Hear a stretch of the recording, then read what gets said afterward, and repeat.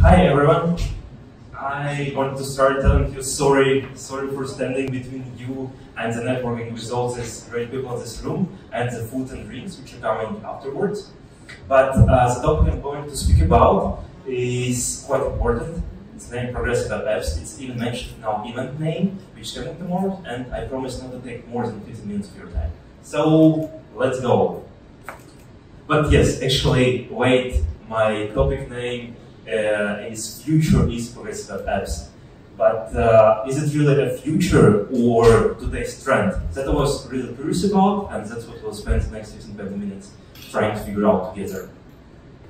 I'll start with a story about one mobile app all of us have. That's a screenshot of my iPhone screen I did last night. Yes, I started to prepare this presentation only last night. And you can see I'll use this cool feature. There is an app called Panda. That was this one app for me. In 2 seconds I could spot it. And I clicked on it, and that's what I saw. Hey, I'm here, and welcome to the app. Basically, someone's speaking with me, and my first question was, most probably that's a great app, but my first questions were like, what is it? Why I downloaded it, and do I really still need it? Do you have same app of your phones which you really do not use? Majority of people have them. If you just check your phone right now, most probably you'll find at least one such app, as Panda was for me, and that's a practical example. If you look in the data, you'll 70% of your users will be lost in 90 days after they install the app. Also, more than 50% of US smartphone users don't download any new apps at all on a monthly basis. These are all like bad statistics about mobile apps and logical questions. So is there actually anything good about mobile apps as such? Absolutely, there is. For example, please raise your hand in case you're using Google Maps. I personally use Google Maps. I love them. I don't use Apple Maps. Not sure why, but Google Maps I'm using. And like we're using, for example, to figure out where this meetup will happen. We're using the Google Maps mobile app, or you would go to their mobile website, maps.google.com. Most probably that would be mobile app. Since it's faster, it's user location right away, and it's just the right thing to do. It just feels right. I go to it, I like it.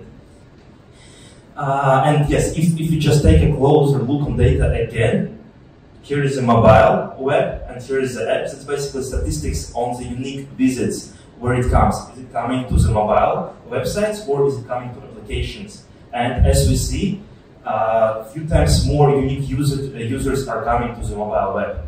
But if you look from the engagement perspective, these are the applications, how much actually on average users are spending time within the apps or mobile apps. Mobile apps outperform the mobile web in 16 times. So we can make a very simple conclusion. Mobile websites get more visitors, but visitors spend more time in mobile applications.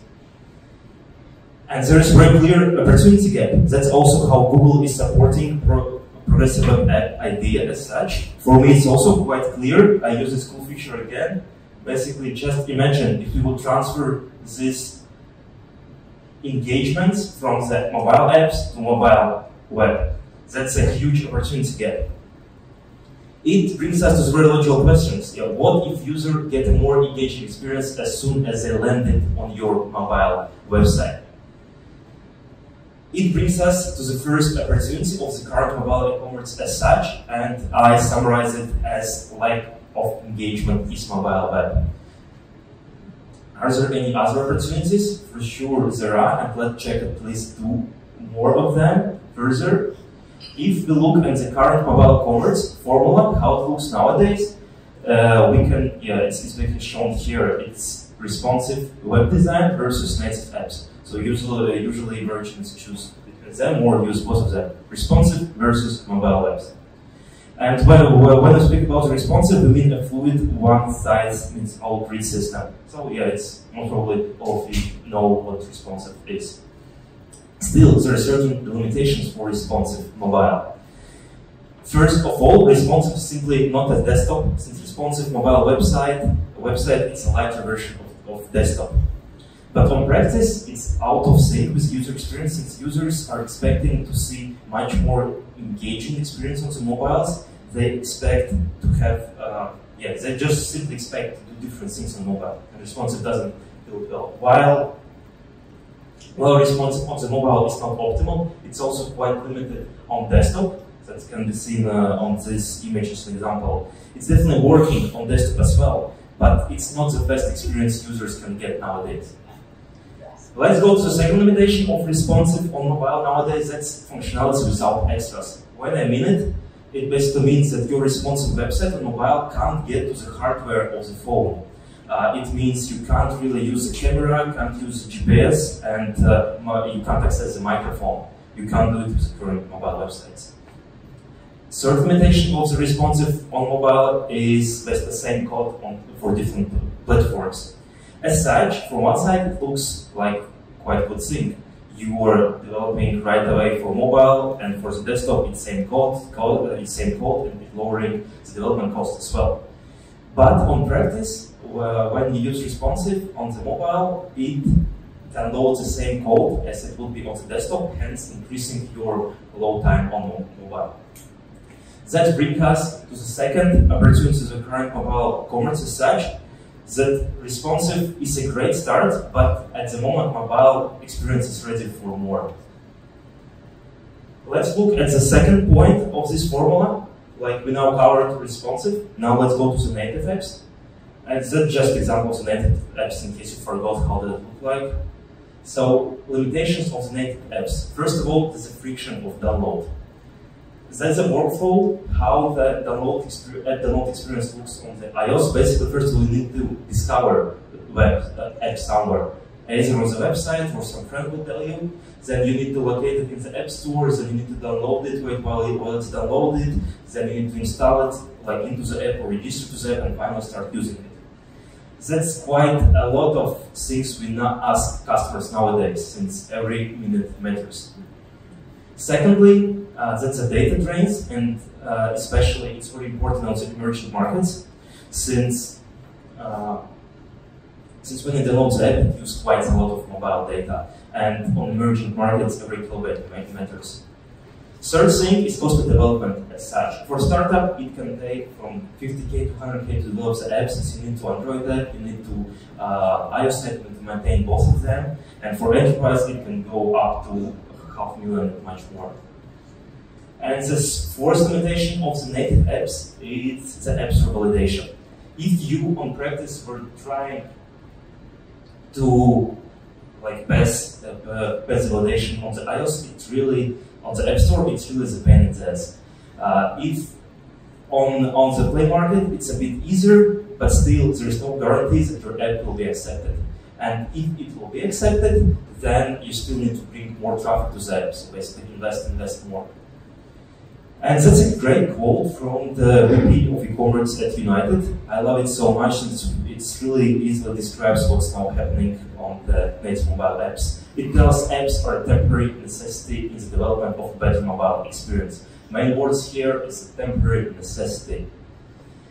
And if we look on the data once again, on the left we can see data for the mobile web, on the right the data for the apps. And while 50% of all online traffic comes to the mobile websites, it converts around 1.7%. And while only 5% of the online traffic comes to the mobile apps, it converts around 3%. So it's not really an opportunity, but it's a declaration of the fact apps outperform mobile web in conversion rate, and that's our last opportunity for the current mobile e-commerce state. So just to summarize it, so it's really important to capture these three things on this stage. What are the opportunities for the mobile commerce nowadays? First of all, it's lack of engagement in mobile web. Secondly, mobile web is ready for more than responsive design, since as we learned, responsive design can do better. And thirdly, apps outperform mobile web in conversion rates. Logically, it brings us to the main topic of today's event, is the progressive web apps. Here finally it comes. And basically what Progressive Web App is doing, it's merging the best experience from the mobile website and the mobile apps, just merge them together and give the best possible mobile experience for the users. Here's how mobile formula looks like with PWA, but here's the mobile commerce formula. Basically, it's a responsive plus native apps. PWAs provide a reliable, fast, and really engaging experience for users. I'll just go through a few examples and let's look on the concrete cases. For example, PWA is supporting smooth animation, flight scrolling, and intuitive navigation experience for both desktop and the mobile. Also, it's really fast, and you can browse the website without funky rendering or page reflows. Since PWAs are engineered so pages load really quickly, it's the core of the PWA. That's a very basic example. Here on the left, you can see the default Magenta store. That's the basic Magenta store. Here is a PWA Magenta store. This store is optimized with the varnish cache and all these cache techniques. PWA is not optimized at all. It's a very quick experiment. How much time it takes for a user to get from the home page to the checkout. And we can see with PWA, it takes at least 2 times faster practically get from the home page to the checkout. That's very basic experiment. This service workers is a very important term for PWAs since they enable PWA to work. That's basically a script your browser runs in the background to handle network requests and save data locally. For the end users, it enables such features as browsing offline and also checkout offline. Here in the example, you can see the demo store now, which is being browsed offline. For example, you are running the metro, then you've complete your order, and then can process the checkout and do the background sync. And when you have the internet connection again, this order will pass to the system. And another thing which service workers enable is the push notifications, which all the marketers love so much. So basically, you can now send the push notifications from your mobile web, not the app, but simply the website. Another thing is the digital download. PWAs allows you, they remove this friction of the download. That's the example from the Flipkart, how they are doing it. After you complete the order on the Flipkart, on the last step, they will show you this pop-up and ask to add your mobile website to the home screen. Basically, you don't need to download the app, you don't need to go through this complex process I showed you before. You just click one button and the website PWA will appear on your home screen. For them, in fact, it allowed to increase the user engagement rate by a few percent. Let's go further. It's an example from the lift. When we speak about the loaded commitment for PWAs, that's a very important topic since it helps companies to go to emerging markets where every kilobyte matters. Lyft did their test application for emerging market, since for them main goal is not to users to make you download the app, but to order the ride. And at the end, PWA, they use much less mobile traffic than regular native app would use. The last thing, what we mentioned, is that PWA doesn't require any updates as app would require. So basically, it just updates on the background, and you don't need to re-upload direct to the App Store and all that kind of things. That's were the cool technical features, but what about the business side of the question? These are all the companies which are running PWA already. It's quite a big brands, and it works for them very well. Just an example, our group was able to increase their active user rate by 40% on iOS and 30% for Android. Virgin Airlines cut their mobile load time almost by half by implementing PWA. Also, one of the leading Indian ticket booking systems were able to increase their mobile conversions by 80%.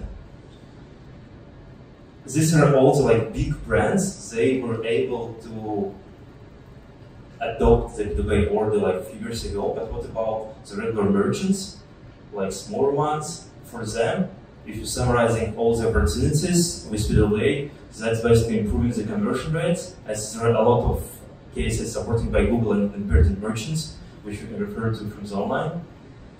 Also, PWA feels like an app, but works like a website. It's quite easy to understand, and it gives you this user experience mobile users really deserve. With PeopleWay, you also get advantage of Google search results, since Google is prioritizing the pages which simply can load faster, so it goes above. And this PeopleWay is a Google product, and Google loves Google products.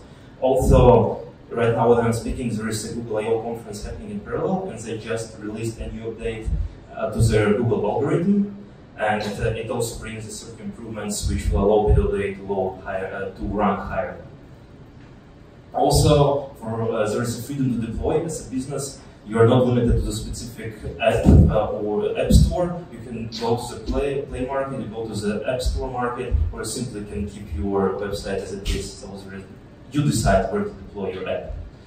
And also quite important question for business is attracting talents. And everyone now wants to work with this fancy JavaScript things, and PeopleWay is the thing developers just really interested to work on. These are all these five benefits for merchant. I was going through them more like single database. You really don't need to support a lot of different apps. But yeah, this is, at least if you capture these 5 comments, it will be enough for today. One of the last questions I want to go through is why should I be speaking about PeopleWay now? Why it's happening now? Since PeopleWay was actually announced in 2015, so already like over 4 years past.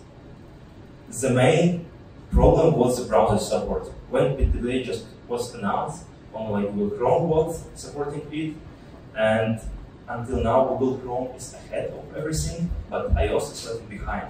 Why iOS is slightly behind? Since for Apple, it's a real threat to their App Store business. If PeopleWay will be supported everywhere, they may lose simply money. Nobody will use their App Store.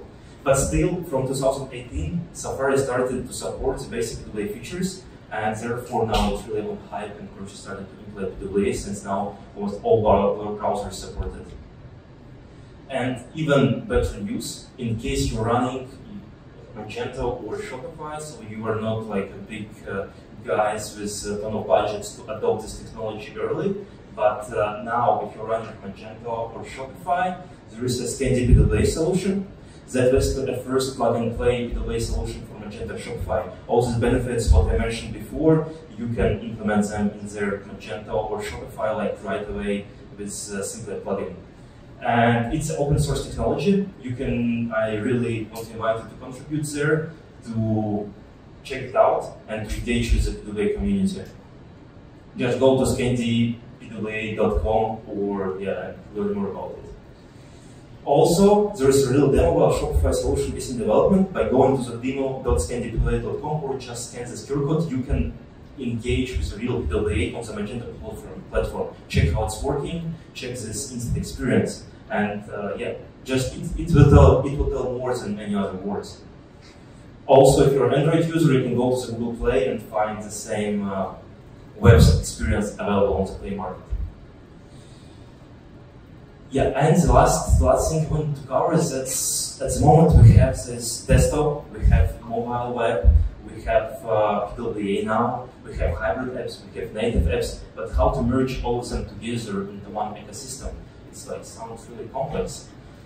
And that's also an example of how Starbucks defined it for themselves, since they're also using PeopleWay. Desktop is your big store online. You can still, it should be rich, it should be full of information. Mobile PeopleWay, now PeopleWay should be used instead of your mobile web for better discovery, reach, and engagement. And mobile app, in case you have mobile apps, it's still there. It stays there for your most loyal customers and repeated purchases. In case you are looking now to develop application looking at the native apps, then PeopleWay is a thing to consider, since it may help you to solve a few problems at once. If, just to give you a simpler example, for myself, I explain it as a restaurant business. Maybe I'm just too hungry now, but it can be quite a good comparison.